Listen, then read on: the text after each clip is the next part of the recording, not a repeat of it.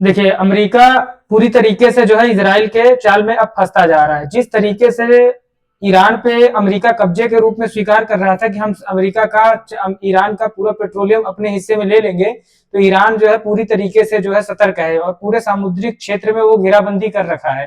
ठीक है, मामला इजरायली चाल में बुरे फंसे हैं ट्रंप इस बार जो है अच्छे तरीके से। अच्छा, एक चीज और भी है ना, दुनिया के जितने भी देश हैं, जो जितने अमीर हैं बेटा उतने डरपोक हैं, जो जितने अमीर हैं वो उतने डरपोक है, क्योंकि उन्हीं के पास कुछ खोने के लिए है।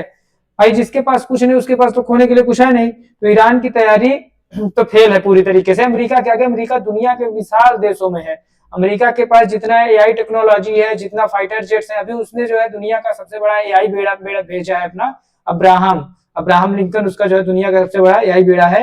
अमेरिका में माहौल इस समय इस बात के लिए गर्म है, जिस तरीके से अमेरिका दुनिया पे अभी देखिए इजराइल, उधर चाबहार पोर्ट, उधर ग्वादर पोर्ट, और इधर जो है पूरी तरीके से ईरान पर कब्जे। अब ईरान का मुख्य जो लड़ाई थी वो अमेरिका से इस आधार पे थी कि जो वेनेजुएला था बेटा, वेनेजुएला पूरी तरीके से अपने आप को समर्पित कर दिया है, वो पूरी तरीके से समर्पण में चला गया है। अब ईरान पे ट्रंप की पूरी निगाह ईरान पे है। ईरान जिस तरीके से अभी गाजा पट्टी का मामला चल रहा था, गाजा पट्टी के बाद अब ईरान पूरी तरीके से इस बात पे सहमति प्रकट कर रहा है कि हम अमेरिका से वो पीछे हटने के लिए तैयार नहीं है।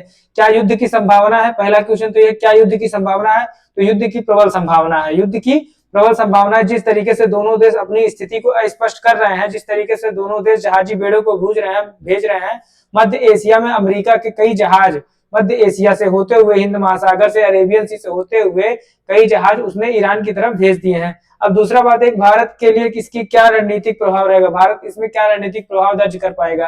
तो रणनीतिक प्रभाव सिर्फ यही रहेगा कि अगर ईरान और अमेरिका में युद्ध होता है बेटा, तो हमारे लिए पेट्रोलियम की समस्या फिर उत्पन्न हो जाएगी।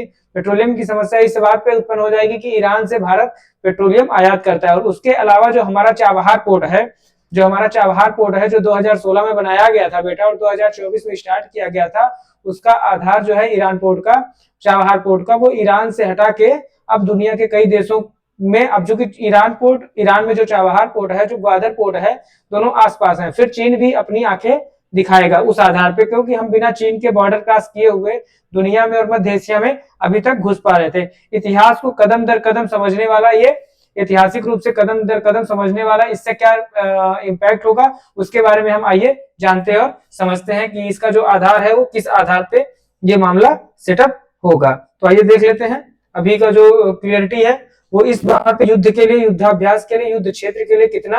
अब देखिए अभी जो है येलो लाइन, एक सीमा चल रही है बेटा, येलो लाइन, ठीक है। येलो लाइन कहाँ पे है? ये जो है, जो कि इजराइल बहुत दिमाग से खेल गया अमेरिका के साथ। पूरा खेल इसमें किसने किया? इजराइल ने अमेरिका के साथ क्या खेल किया वो मैं आपको बता रहा हूँ। येलो लाइन एक नई सीमा रेखा, या हमारी बस्तियों को आगे की सुरक्षा लाइन है, हमारा ऑपरेशन चलाने का इलाका भी है। हमने जो गाजा पट्टी था बेटा, गाजा पट्टी कहाँ था? इजराइल वाले हिस्से में था। हमने गाजा पट्टी के हिस्सों पर ऑपरेशन कंट्रोल हासिल कर लिया और हम इन्हीं रक्षा लाइनों पर बने रहेंगे। किसने कहा है? एयाल जमीर, जो इजरायली सेना प्रमुख है। कौन है? इजरायली सेना प्रमुख है, ठीक है बेटा, इसका ये बयान आया है। अब आइए आपको दिखाते हैं टू स्टेट सॉल्यूशन को जानिए। इजराइल फिलिस्तीन विवाद सुलझाने का जो प्रस्ताव था उस पर क्या खेल हुआ है। देखिए इजराइल और फिलिस्तीन अलग अलग देश बने कब? इधर देखिए, ये वेस्ट बैंक है, ये पूर्वी यरूशलेम जो राजधानी बनाई गई थी, ये इजराइल है। इजराइल की राजधानी कहाँ है बेटा? यरूशलेम है। कहाँ है? यरूशलेम है। अब ये देखिए गाजा पट्टी है, सारा विवाद बेटा इसी गाजा पट्टी पे है। ये जो गाजा पट्टी वाला एरिया है इसी पे विवाद है। फिलिस्तीन का हिस्सा वेस्ट बैंक ऑफ गाजा, जो फिलिस्तीन का हिस्सा है वो वेस्ट बैंक ऑफ गाजा है, ठीक है। यूएन, अमेरिका, यूरोपीय देश का समर्थन करते हैं। कौन कौन? यूएन, अमेरिका और यूरोपीय देश भी इसका समर्थन करते हैं, ठीक है। अब देखिए 1982 में मिस्र से समझौते के बाद इजराइल के कब्जे वाले इलाके, देखिए लेबनान, यहाँ पे देखिए Lebanon, Golan Heights, Syria, West Bank, यरूशलेम, इजराइल, जॉर्डन, यही वाला हिस्सा बेटा गाजा, ये तो मिस्र है, उधर सऊदी अरब है, ठीक है। तो इसके बारे में यही सब जो है गाजा पर, चूंकि ये पुराना मुद्दा तो काफी पुराना है बेटा, लेकिन जो इजराइल है वो अपने दर्द को भूल नहीं पा रहा है। इजराइल पे जिस तरीके से अमेरिका ने दोनों देशों के बीच में मध्यस्थता के लिए, समझौते के लिए हाथ बढ़ाया था, उसका परिणाम तो कुछ नहीं निकला, बशर्ते कि उसने जो है जिस हिसाब से आरोप प्रत्यारोप लगाए हैं उसका निष्कर्ष आज तक कुछ नहीं निकल पाया। प्राइम मिनिस्टर नरेंद्र मोदी का ट्वीट था, देखिए क्या था, spoke to my friend president Trump and congratulation him on the success of the historic Gaza peace plan, also revived the good progress achieved in trade negotiation.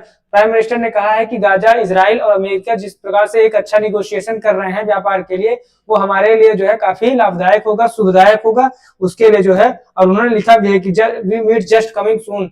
उन्होंने कहा है कि प्राइम मिनिस्टर ने भी कहा है कि हम जल्द ही फिर से मुलाकात करेंगे अगेन एंड अगेन। अब देखिए गाजा, ये गाजा वाला जो हिस्सा था बेटा, ये है वहां के prime minister. Israeli prime minister कौन है?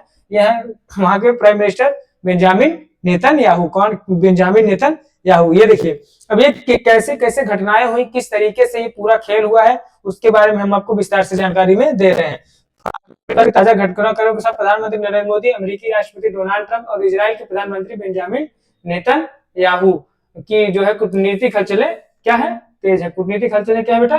तेज है। पीएम मोदी का इजराइल दौरा। प्रधानमंत्री मोदी 25 से 26 फरवरी 2026 को इजराइल की 2 दिवसीय आधिकारिक यात्रा पर जाने वाले। बेंजामिन नेतन्याहू ने इसे अद्भुत गठबंधन बताया और कहा है कि मोदी इस दौरान इजरायली संसद नेसेट को संबोधित कर सकते हैं। क्योंकि इजरायली संसद का नाम क्या है बेटा? नेसेट है। इजरायली संसद का नाम क्या है? नेसेट है। संबोधित कर सकते हैं। गाजा शांति योजना बेटा गाजा शांति योजना। पीएम मोदी ने हाल ही में राष्ट्रपति ट्रंप द्वारा प्रस्तावित गाजा शांति योजना 20 या 21 सूत्री योजना। अब यही बात समझिए कि गाजा जो शांति योजना तो 20 और 21 सूत्री है। कितनी है? 20 और 21 तक स्वागत किया। उन्होंने नेतन्याहू और ट्रंप दोनों बात कर शांति प्रयासों में बंधकों की रिहाई के लिए उनके नेतृत्व की सराहना की। भारत का कूटनीतिक रुख। 17-18 फरवरी 2026 को भारत ने संयुक्त राष्ट्र में उन 85 देशों के संयुक्त बयान में शामिल न होने का विकल्प चुना था जो वेस्ट बैंक में। अब देखिए इजराइल के ऊपरी वाला हिस्सा क्या है? वेस्ट बैंक है। वेस्ट बैंक में इजराइल की कार्रवाई की आलोचना कर रहे थे। हालांकि बाद में भारत ने अपना नाम इस आलोचनात्मक सूची में शामिल कर लिया है। रक्षा और तकनीकी सहयोग। मोदी की आगामी यात्रा के एजेंडे में रक्षा तकनीकी का सह विकास और सह उत्पादन, साइबर सुरक्षा और आर्टिफिशियल इंटेलिजेंस जैसे क्षेत्र शामिल हैं। ट्रंप और नेतन्याहू के बीच तनाव। जहां एक और भारत के साथ संबंध मजबूत हो रहे हैं, वहीं हालिया रिपोर्टों के अनुसार ट्रंप प्रशासन के वेस्ट बैंक पर इजराइल कब्जे के दावे का विरोध किया है, जिससे ट्रंप और नेतन्याहू के बीच कुछ कूटनीतिक दूरियां देखी जा रही है। देखिए ट्रंप और नेतन्याहू दोनों ने जो है एक दूसरे का भरपूर उपयोग किया। या ऐसा नहीं कि अमेरिका ने सिर्फ इजराइल का उपयोग किया, इजराइल ने भी अमेरिका का उतना ही उपयोग किया। दोनों के बीच सामरिक गठबंधन तो बनते रहे, लेकिन समय समय पे पीठ पीछे छुरा घोंपने का काम भी दोनों देशों ने कंटिन्यूअस जारी रखा हुआ है। ट्रंप और नेतन्याहू के बीच जो तनाव था, अब देखिए प्रमुख 19 फरवरी 2026 को पीएम मोदी नई दिल्ली में इंडिया एआई इंपैक्ट समिट, जो भी इंडिया एआई इंपैक्ट है, आज उसका लास्ट दिन है 19 फरवरी को, तो उसके लिए जो है इंडिया एआई इंपैक्ट समिट का उद्घाटन किया।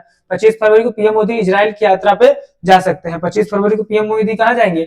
इजराइल की यात्रा पे। ये देखिए Israeli prime minister Benjamin Netanyahu, Donald Trump और प्राइम मिनिस्टर मोदी। ठीक है, आइए देखते हैं।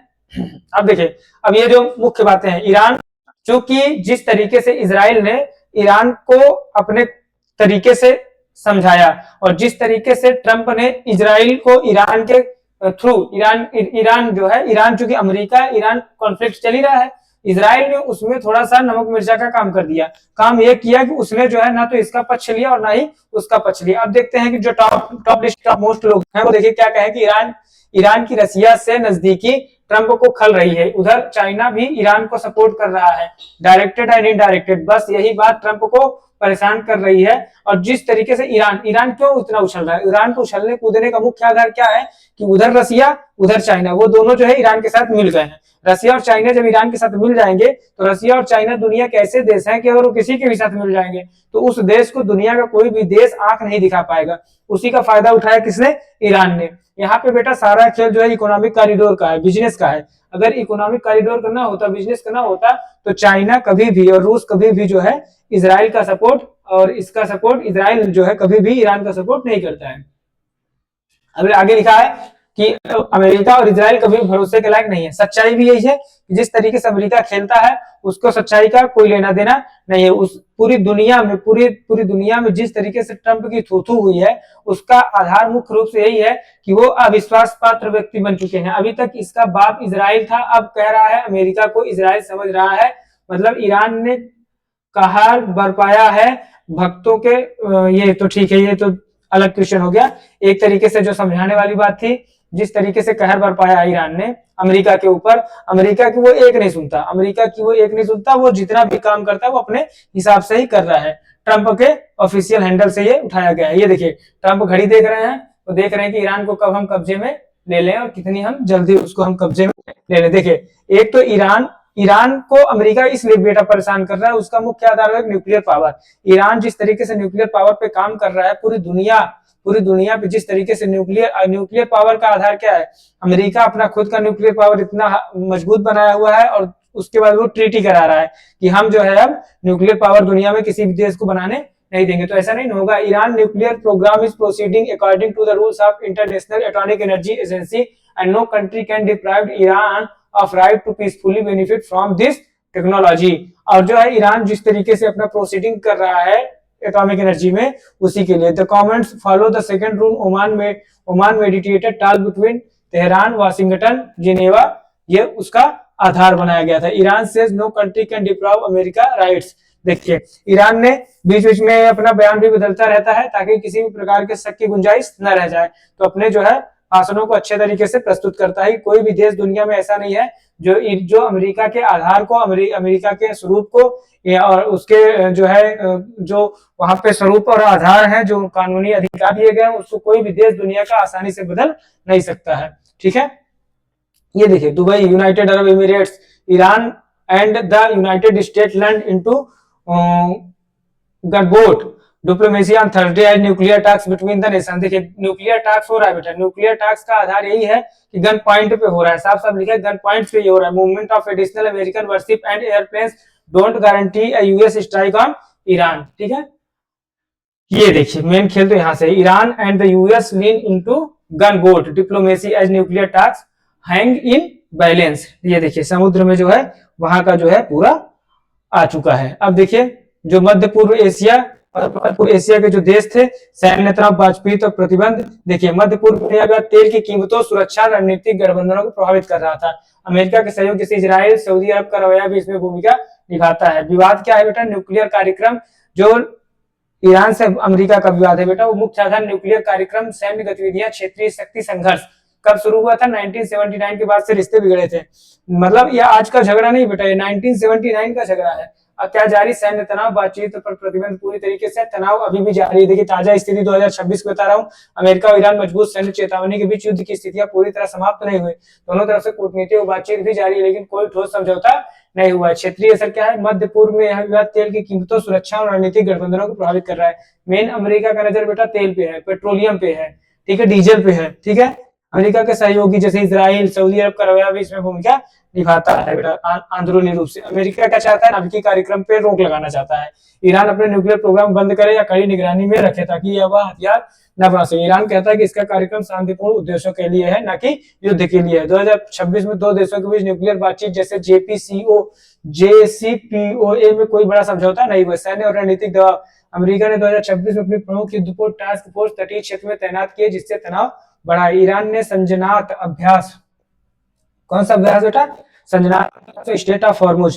खेल बेटा एक स्टेट ऑफ हॉर्मुज का भी है। स्टेट ऑफ हॉर्मुज की जल संधि पर रखरखाव बढ़ा, जिससे अमेरिका चेतावनी दे रहा है। स्टेट ऑफ हॉर्मुज बहुत बार पूछा हुआ बेटा ईरान पे।